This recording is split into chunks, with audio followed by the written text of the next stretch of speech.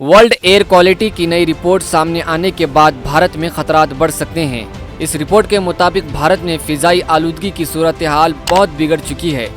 Report के मुताबिक भारत के 63 शहर दुनिया के 100 आलूदा तरीन शहरों में शामिल हैं। दिल्ली को मुसलसिल 34 बार दुनिया का आलूदा तरीन दारुल हुकूमत करार दिया गया है। ये रिपोर्ट स्विस तंजीम IQR ने तैयार की है, जिसे वर्ल्ड एयर क्वालिटी रिपोर्ट 2021 का नाम दिया गया है।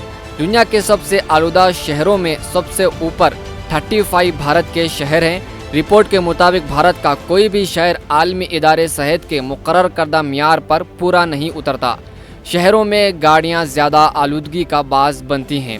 राजस्थान के उल्लूर ज़िले के एक सनती शहर भिवाड़ी ने दिल्ली को पीछे छोड़ दिया है, जो साल 2021 के आलमी इंडेक्स में फ़िज़ाई आलूदगी के चार्ट में सरे फहरिस्त है।